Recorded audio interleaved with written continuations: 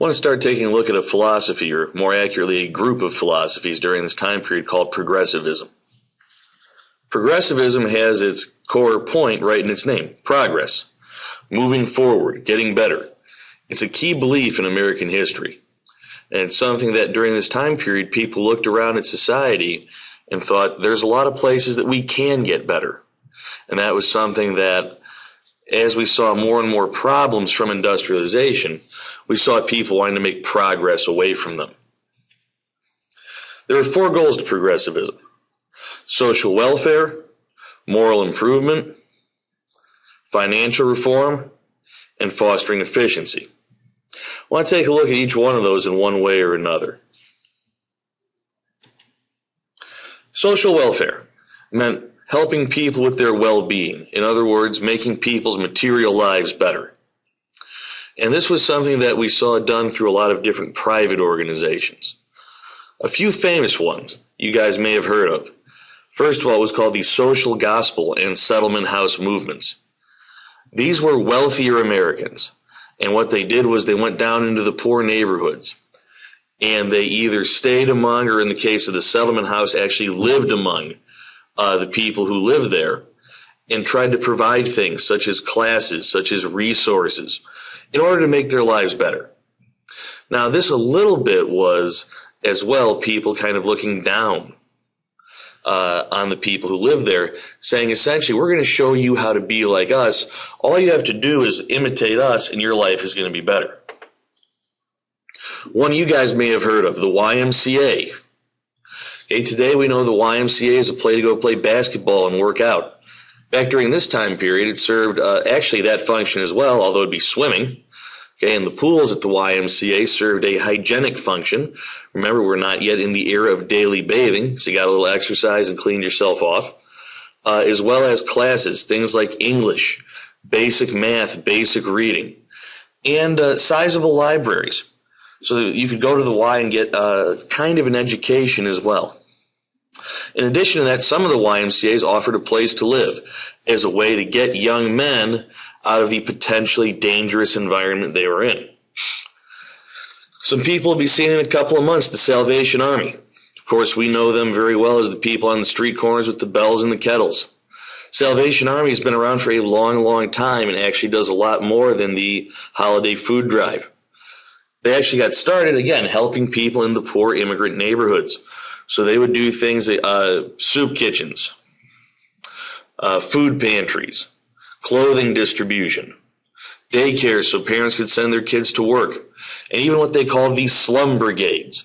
Slum brigades are people who would go into the tenement apartment buildings, and they would clean your apartment, and they would cook you a meal, and they would teach you sort of the American way of living. Okay? Part of it, again, was sort of the people in Salvation Army looking down on the people they were helping, but there's no denying they did some very real material good. Temperance, or prohibition, deals with moral improvement. And the people of this time thought that alcohol was the root cause of all of society's problems. So their solution was, if we got rid of alcohol, society's problems would disappear with it. The temperance movement actually will have its ultimate success in 1920 when we pass prohibition. However, the movement is several decades older than that. We had various temperance societies all throughout America.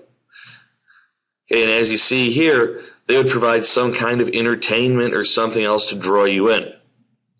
One of the largest was called the Women's Christian Temperance Union. And the Women's Christian Temperance Union would go into the saloons.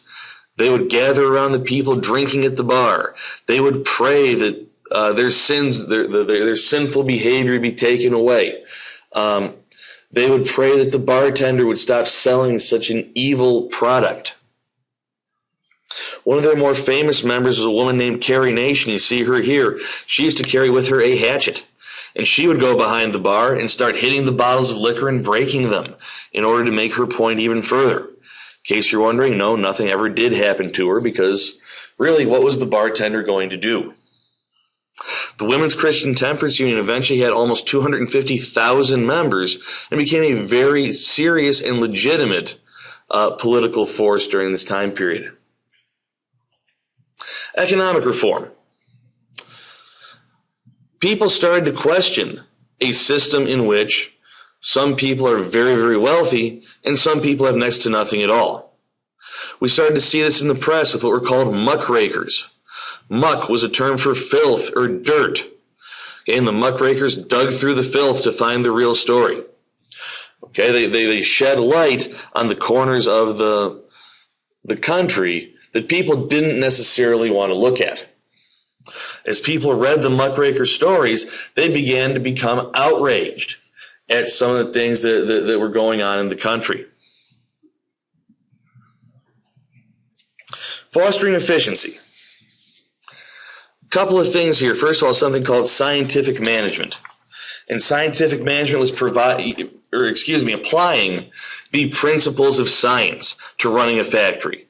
So they started to study every aspect of running a factory. They started to change how people worked based on what their studies found.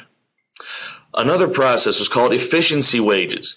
Even though most business owners wanted to pay their workers as little as they could, we started to see a movement in which wages would be raised. Henry Ford was one of the first to do this. He paid his workers $5 a day, twice the going rate of any other factory.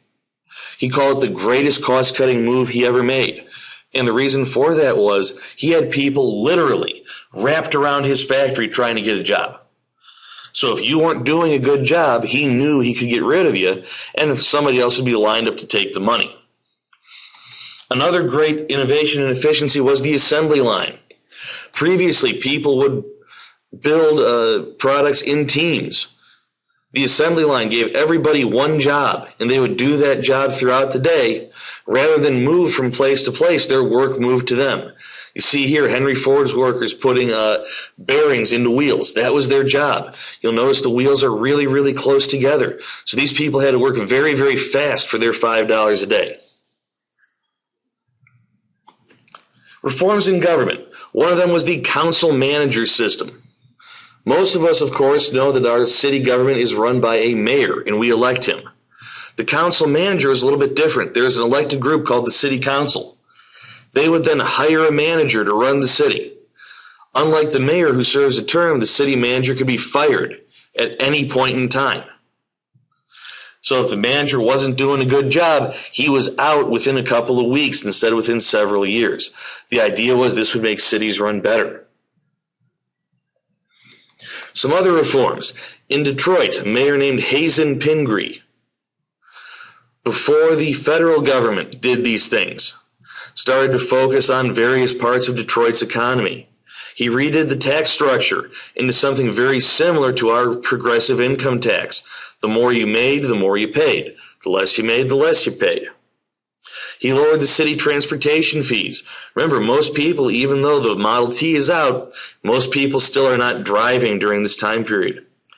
Invested heavily in public schools, public parks, a municipal lighting system which made Detroiters feel safer at night. He even set up an unemployment compensation system for those who did lose their job through no fault of their own. Here in Cleveland, Ohio, we had a mayor named Tom Johnson. Tom Johnson was a socialist, which is weird to think about. We had a socialist mayor here in Cleveland. A couple things he did. Number one, he brought government to the people. He would have meetings under big tents set up in parks so people could talk to him. He also practiced something that became known as gas and water socialism.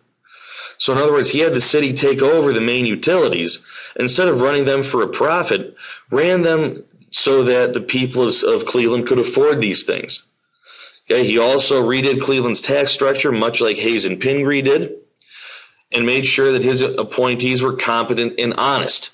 That may seem like a no-brainer, but it was far less common than you might think.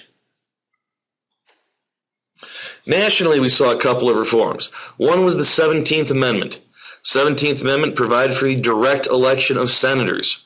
Previously, the state assemblies would pick the senators. Now, the senators were voted for by the people the way we do it today. The idea was, once again, make government more responsive to the people. Another reform was the secret ballot. Today, it goes without saying that when you vote, your vote is your business. Back during this time period, that again was not always the case. In fact, it was not close to being the case. In some places, parties printed and distributed their own ballots. If you did not vote for the party candidates, there might be a consequence for you, one way or another. Certainly nothing horrible, but your interests wouldn't be heard, perhaps your street wouldn't get fixed, so on down the line.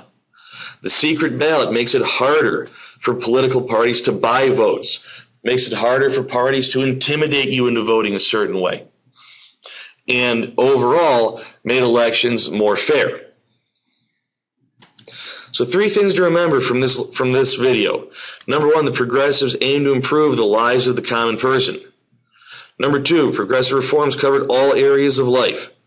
And number 3, the progressives were also interested in maintaining the American culture, so-called American culture they had built up. They didn't want to see this big immigrant influence, so they tried to change it on their own. That's all for now. We will see you next time.